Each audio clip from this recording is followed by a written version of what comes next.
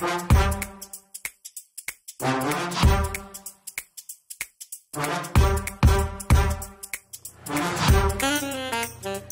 everybody, welcome back. So you could watch this video without having seen my previous ones, but I am doing this kind of building on what I did last time. I'm still thinking like a classroom teacher, not so much as a internet tutorial YouTuber yet, so bear with me, and I'm still very beginner at making these videos. So in this video, building on my last one, in my last one I showed you guys how to do reading strategies, levels of questioning, defining words, English to English translation, and today I'm going to be doing that with a persuasive article. Now, I won't go through the entire article, maybe I'll just work on a page of it, but this is how to apply it perhaps if you are in a science class or a history class or a language arts class and you guys are working on persuasion right now. This is going to help you guys out. I'm hoping I can help out students out there who have to read something that's difficult for them without teacher guidance and try to appeal to all of the learning styles that we all have, or the learning preferences that we might have. So if you're watching this and you are in my class, and we would be sitting in class right now, my 7th graders, I had just assigned the persuasive topic of whether or not our school should adopt a uniform policy. And we had just begun the research. In fact, we were in the middle of reading our first research article on it before the school closures. With my 8th graders, we finished that process, the topic of should colleges and employers look at our social media and our social networking profiles. And we read 7 articles, we finished the research, and we were done with intro, we were on to body paragraphs. And I think that was the suggested learning assignments that I posted for you guys. So now we're starting to get into videos that will actually help with that. So in this video, I'm going to be focusing on the research. So the 7th graders, this is going to help you with my suggested learning activity that I posted to my website. For my 8th graders, this is a really great video for if you need to look back at an article as well, because you might be looking for evidence for any one of your paragraphs. This might also assist with finding counter evidence, but I might do a separate video on how to find counter evidence as well. So let's get to it. Let's go ahead and start applying some reading strategies to nonfiction text. What you will need to get the most out of this video, this is designed to be a follow along, so pause the video and do the following to get the most out of this tutorial. First, you're going to open the articles linked in the description below. If you are reading articles from home assigned by your teacher at whatever school you may be at, go ahead and use those. Print them out if you can, or use an app that allows you to annotate with me. Copying and pasting the text onto a Google Doc works. Just being able to annotate is very important. And read the front page of each of these articles. If you aren't going to be using my articles, make sure that you have at least read, even if you haven't marked up, the articles that you will be using in this follow along, because I will not be reading these out loud with you as I normally would do in class, so please at least read them on your own, quietly, or ask someone nearby to read it to you as well. That will also work. I designed this video to last a couple of days. It is a big topic that usually takes me a couple of weeks in my classes, and some parts are pretty slow, so I don't recommend trying to watch all of it in one day. I will insert stopping points throughout to help you guys decide when it's a good time to take a break or stop it and come back tomorrow. On the last video, I did a tutorial on annotating poetry, and today I'll be doing a tutorial on how to annotate nonfiction text, in particular, text we have researched in pursuit of writing a persuasive essay. See my video linked in the card if you need a refresher for how to do it for poetry. A quick reminder of the importance of annotating, even if you aren't going to be a literary scholar like me someday. Whatever type of scholar you become, you will probably have to annotate texts in your area of study. English language arts departments are usually the department tasked with teaching you this skill of annotation and close reading, but you really do need it in all subjects. Annotation during persuasive research deepens your understanding and is a form of brainstorming so that when the time comes to write that essay and convince your reader, you know your sources well and it's easy to find quotes. Also, last time, I told you about the legend of cats preferring annotated texts. It's true. These are not staged photos. Holden plopped right down on the fanned out articles that were all marked up. Okay, let's get started with some annotating.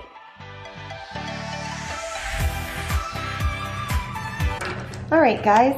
So again, the best way to get the most out of this tutorial video is to follow along with your own persuasive articles or even use the ones that I've got here.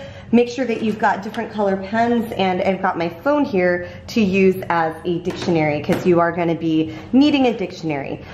This is somewhat of a final product. I haven't quite done all of the work on here that I ask students to do and that I recommend anyone does with a persuasive article, but you could sort of see what annotation looks like in a persuasive article. So in comparison to my Nothing Gold Can Stay poem from last time, you're going to notice that I'm not annotating every single line. The difference between poetry annotation and research annotation is the point of poetry annotation is to dig deeper into every single brushstroke that the author has put onto the page in the form of words.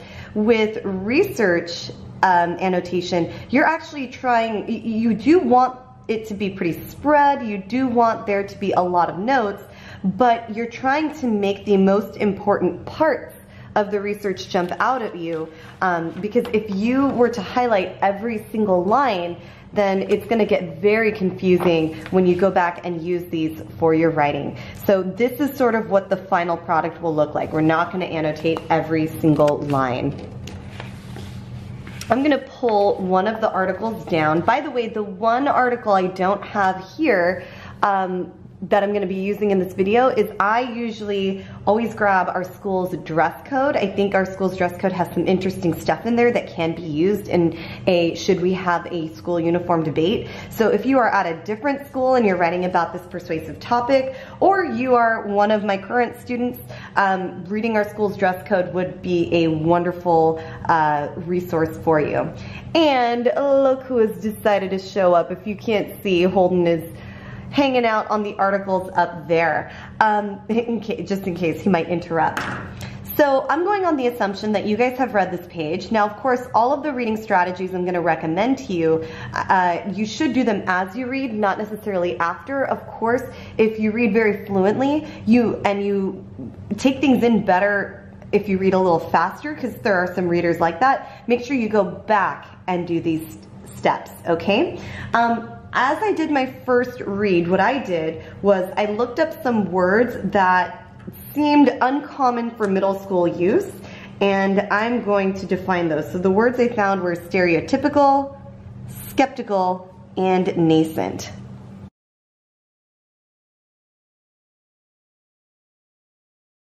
So on this page, this author, Todd A. DeMitchell, is introducing this idea of school uniforms, and the word skeptical brings out a lot of what side of the debate this guy might be on. He actually does a pretty good job in the beginning. Hello, Holden, are you trying to bomb my video?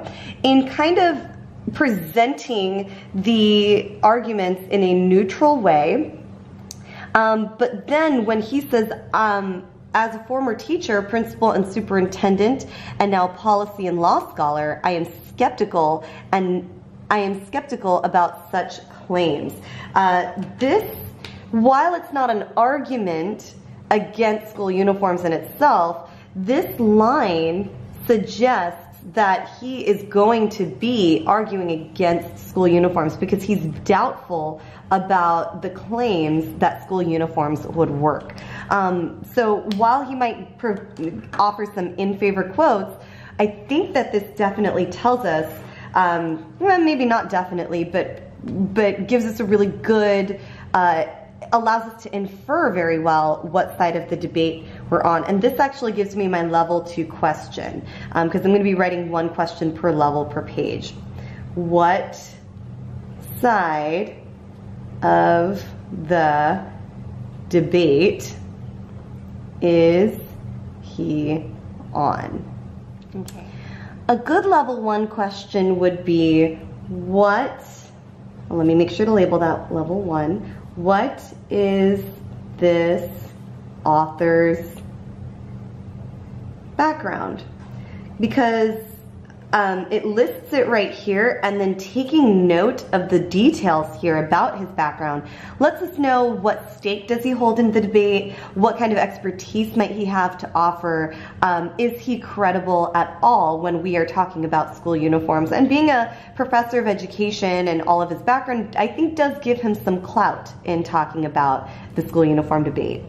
And let's go to a level 3. And where might I write a level 3? So he has this note here about research results about school uniforms being mixed. My level 3, I'm going to write an extended level 3.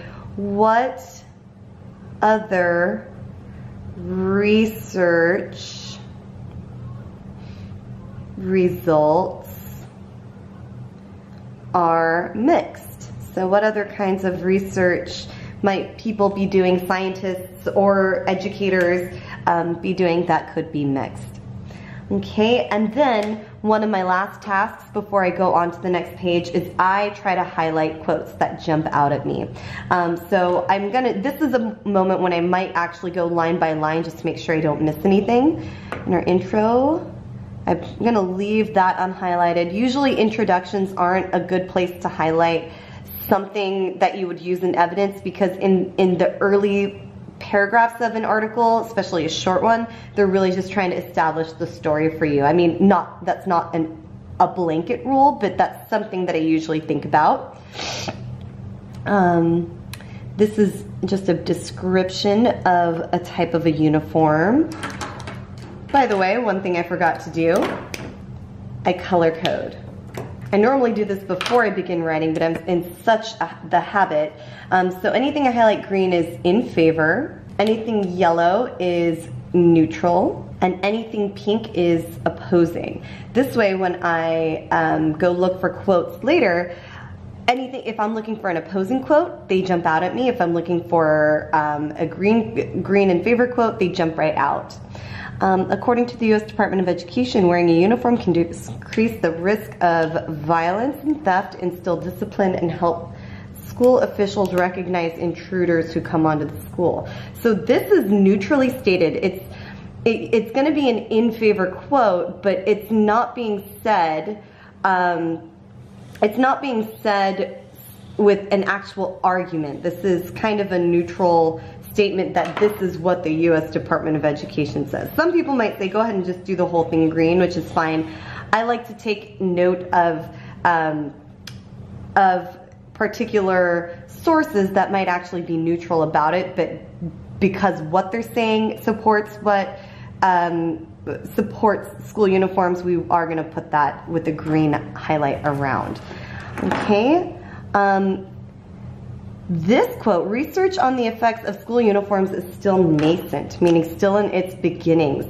That is a neutral quote, and I think his intention is meant to be opposing, but I think it's still mostly neutral. However, the danger of thinking, well, maybe I could use this as a positive, it looks like this is going to be an opposing article, so you want to be really careful about that.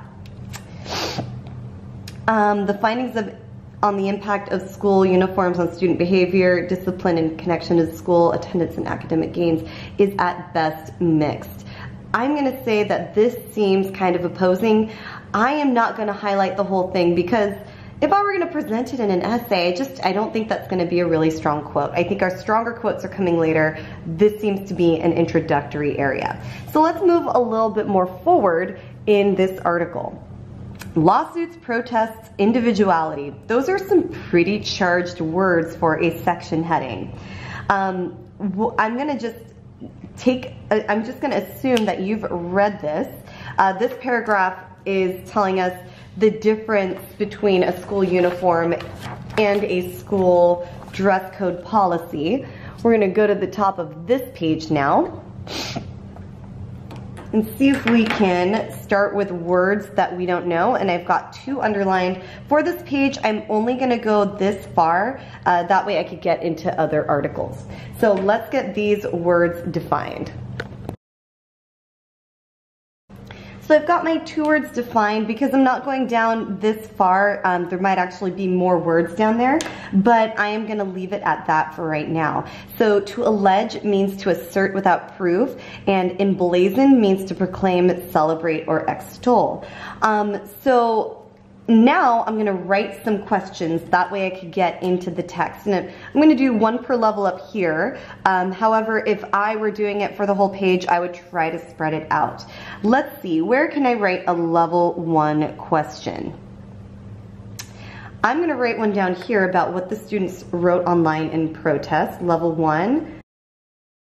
Speaking of level 1 information, there is one thing I forgot to do, which this moment reminded me. I need to point out speakers or sources of information. And in this is not being said by Todd A. DeMitchell, the guy who wrote the article. This is students in an online protest. And it's not just any online protest. These are students who attend New Hampshire, state of New Hampshire, Pinkerton Academy, when they were thinking about bringing in a school uniform. This way I know exactly who the speaker is. And I try to do this with every single time I come up with the speaker. So I'm gonna backtrack, go to my front page, and doing a skim, I don't see any quotations or quoted material. Usually quoted material is your big clue that there is someone being interviewed or quoted or being sought out for information.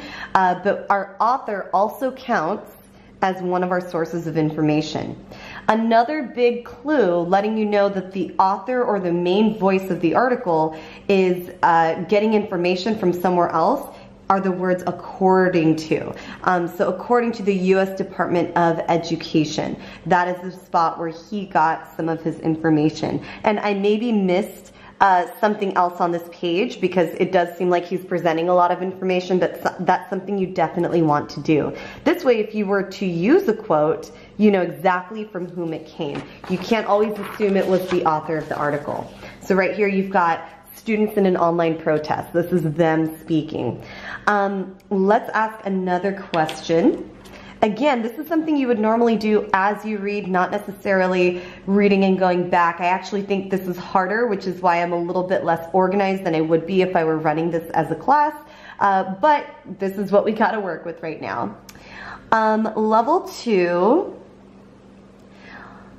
Let's find something I could write about level 2. We've got this charged word about unconstitutional. Messy. It still does get pretty messy. And then a level 3 question. I'm actually going to stem it or extend it from here. Level 3. Are there other ways that students' constitutional rights can be violated by schools? Okay, so a couple of interesting quotes on this page. I'm just going to point them out to you. Schools claim that when students come in uniforms, it improves discipline and leads to academic gains. That is a in favor quote. Be careful about that quote though, because as I remember from the beginning, he seems skeptical and he might be presenting an in favor quote to counter it later. And that is a big clue right here with the word however. If you see the word however very close after something that is highlighted in the opposite color, you're gonna wanna say to yourself, this might be an opposing quote. So such mandatory policies that decide what students can or cannot wear to schools have led to free speech violations, lawsuits.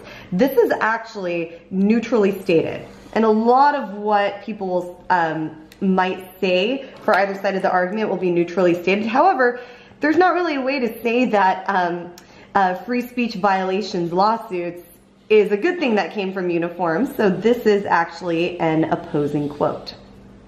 Okay, There have been lawsuits there have been 9 lawsuits up to 2014. That is a statement of fact.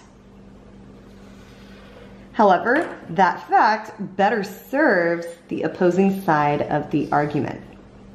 Down here, if we're looking for something that's not neutrally stated but better serves the other side, this down here, the whole thing of what the kids say, because one way you could tell the difference between a fact that better serves a side and an argument is more speaking in terms of if we do this, this is the impact it will have.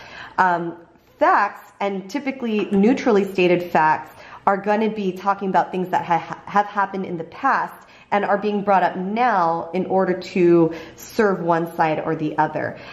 So this paragraph, and almost anything in it, is not neutral. These students are fighting against having a school uniform.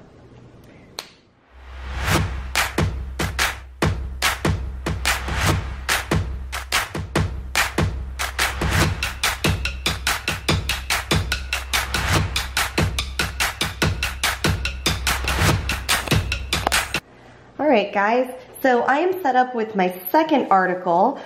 This one is from The Guardian, and I've already put my color code in just so that I don't forget it again this time.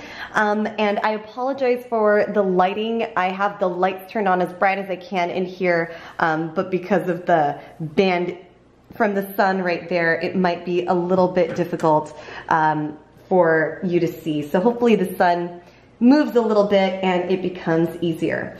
So I've got this article from The Guardian, what's the point of a school uniform?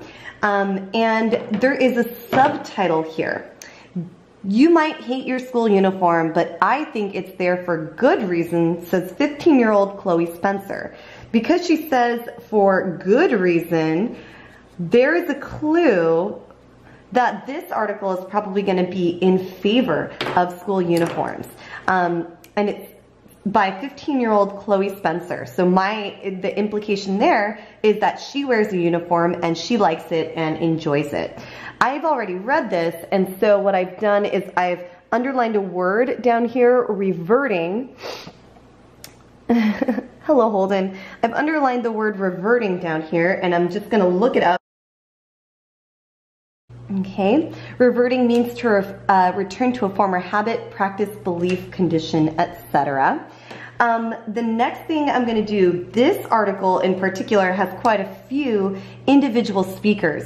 So starting with the author, you always want to point out the main voice of the article is the author. This way, if you're going to borrow a quote that is not quoted material, then you know that it probably was Chloe Spencer who said that. But I'm seeing a lot of quotations in here. We've got quotations right here, and those can be attributed to Jason Wing, head teacher at the Neil Wade Academy in Cambridgeshire. And my assumption is that this quotation down here, since it doesn't have any speakers around it, belongs to that same person. Claire Howlett, an English teacher, agrees. So here we've got another speaker. So it seems that what Chloe has done for her article, though she is 15 and she wears a uniform, so I think that gives her some credibility in this debate as is.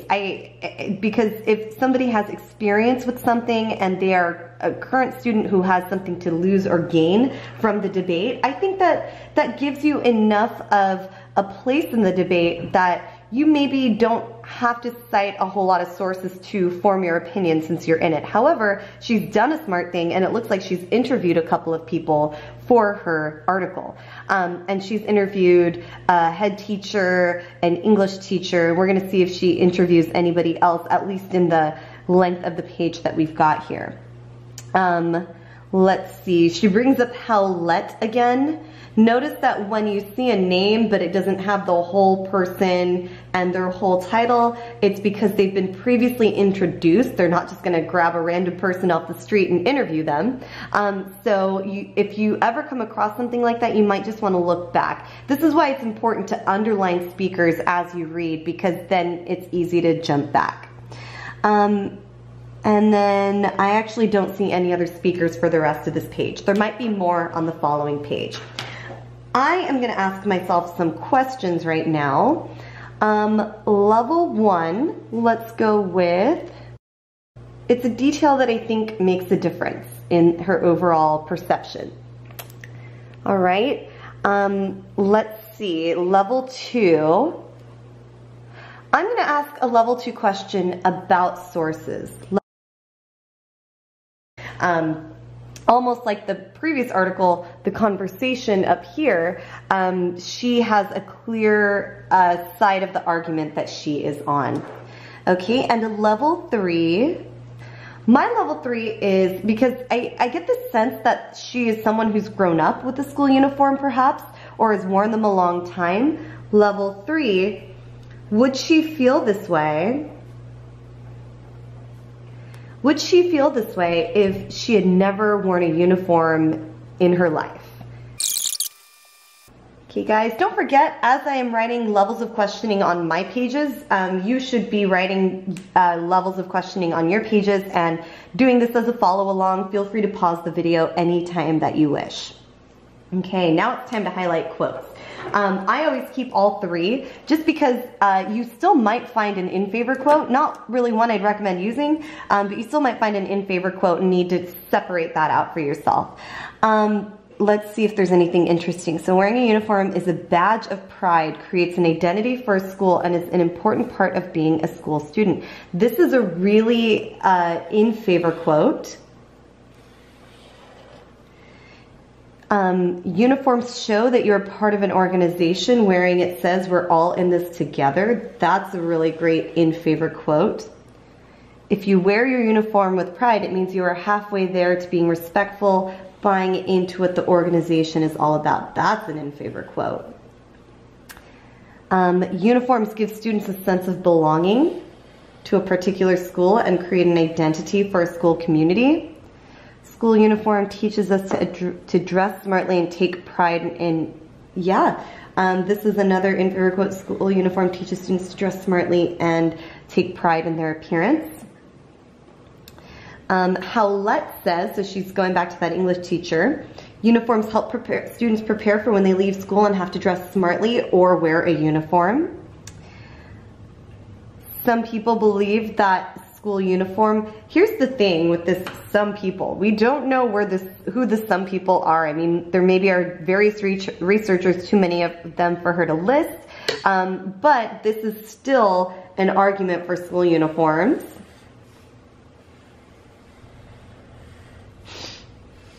Okay. And then here's this, a uniform means students don't have to worry about peer pressure when it comes to their clothes. When everyone is dressed the same, worrying what you look like isn't so important. There is no competition about being dressed in the latest trend.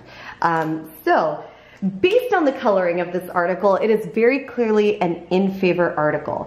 I am done with my tasks for this page, but I would, of course, complete reading because I have, one thing to be careful of is I have read articles where the first half gives all the in favor arguments, and then the second half, you never know, could be giving all of the opposing arguments, and when it ends up being equal, it could be a neutral article. So you want to read the whole thing to make sure, is it in favor the whole way through? And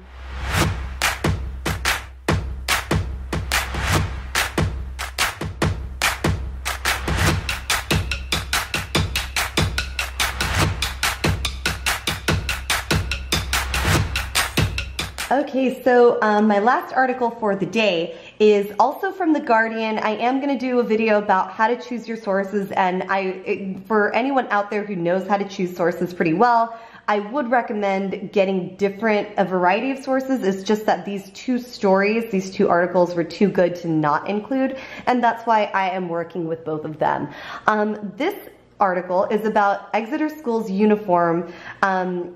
Exeter School's uniform resolve melts after boys' skirt protest.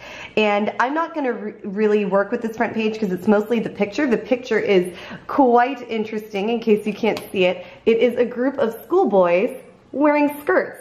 So the background story is that it got really, really hot and the school did not have shorts as part of their uniform policy for these boys to wear when it got too warm. They were expected to still wear pants. And so I guess a staff member or somebody told them, well, skirts are part of the uniform, you may wear skirts. And so a bunch of boys came to school dressed in skirts, and they were technically within the uniform policy. Now this article, interestingly, it's not quite addressing our topic the same way as the previous two articles. The previous two articles directly answered our question about, do uniforms make a school a better place? This article is really more telling a story about school uniforms in a school, and then we have to ask ourselves, are the school uniforms making the school a better place in this particular story? Because they're not really going to address our arguments about should we have a school uniform. I'm starting on the second page because the front page really is just kind of introduction, and it's mostly the picture, so I'm going to be working with the second page. I've got a couple of words to define here, so go ahead and find words on your article to define while I do this with mine.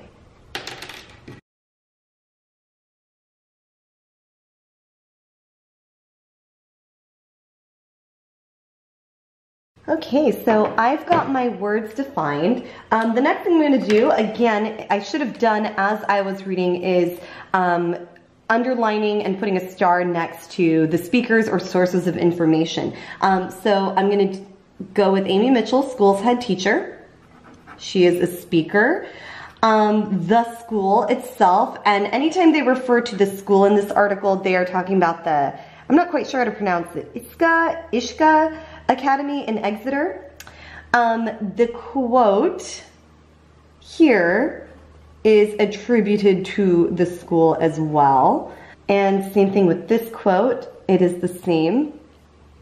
And this quote is also the school. So it looks like what the reporter has done is break up the quote into a couple of paragraphs. By the way, speaking of the reporter, Richard Adams, education editor. That seems to be all we know about him. So we're going to assume that he is a reporter who is in charge of the education section, unless we could go click on his name and find out more. That's all we know about him right now. So whatever kind of spin he might put on the story is hard to tell. I think right now he's mostly going for entertainment value, and I don't think that the story is addressing our debate directly, so I don't think we need to worry too much about him leaning one side or the other, but we shall see.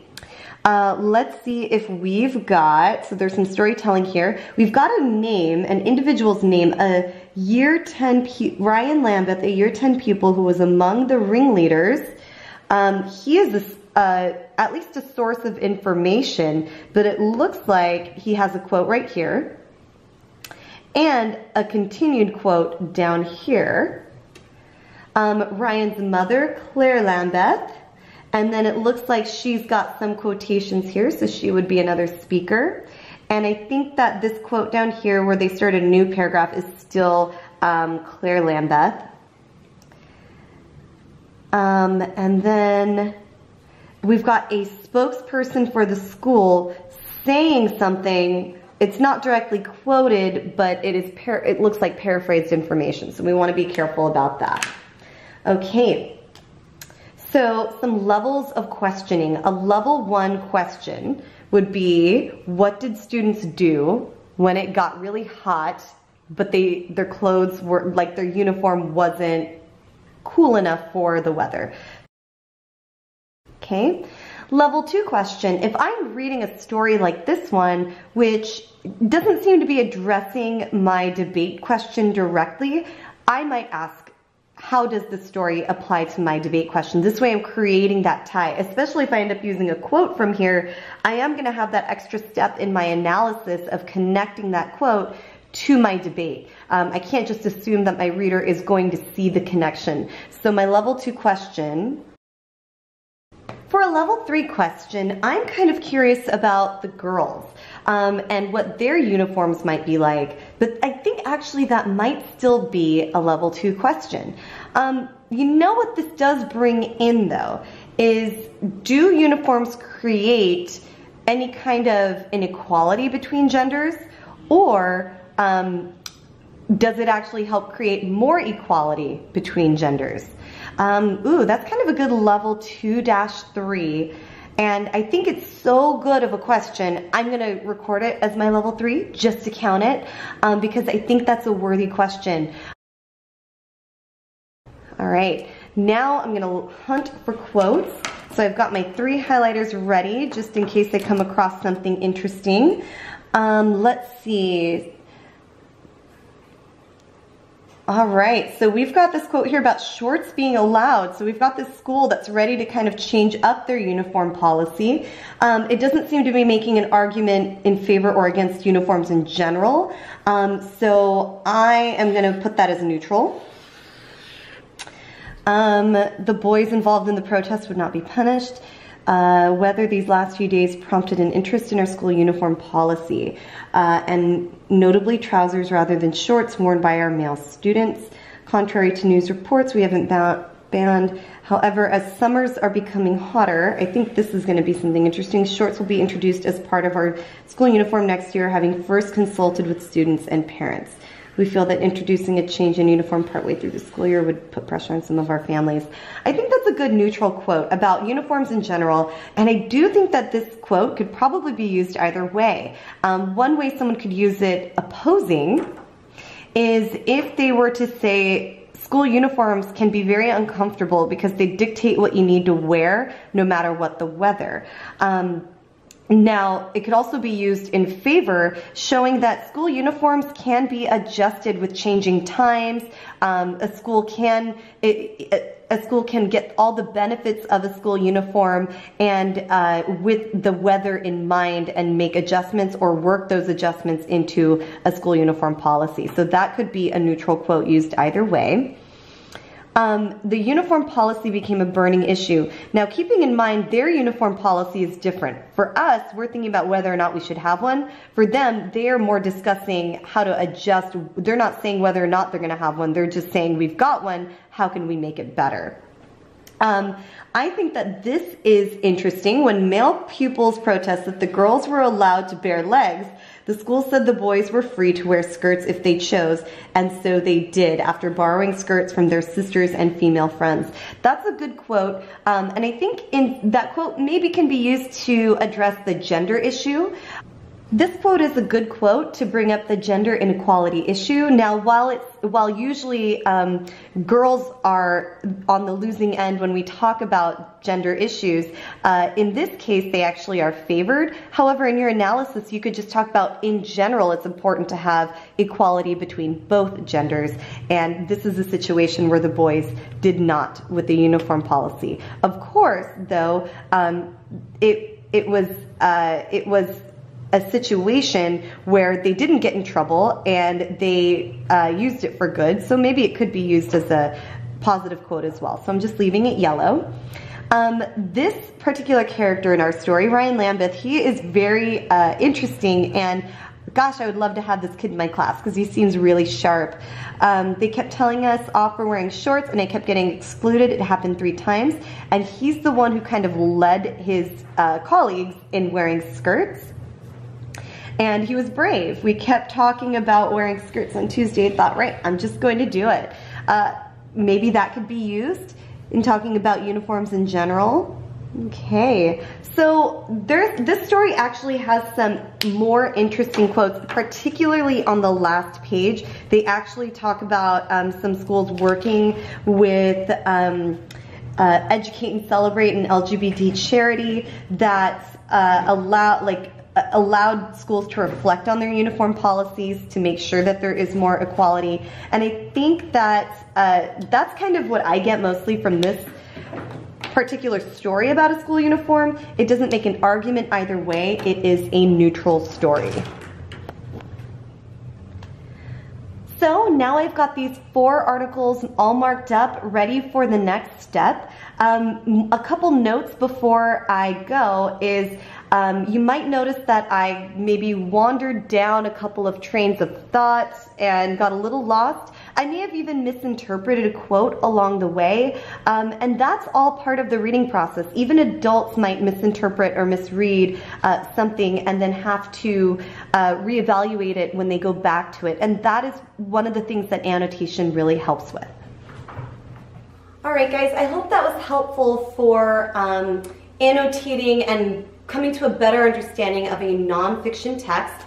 My big tip for you is to do this with anything that you plan to use for persuasion, because it would be very easy to use a source that, you find one quote that backs you up, but if you didn't really fully understand the entire source, you could be directing your reader to something that actually argues against you. So you want to be very careful. You also want to be very careful about pulling evidence from sources, and I'm going to do a whole video on evidence as well. But you gotta, in order to pick good evidence, you really got to be familiar with your sources and what they are saying. So I hope this helped.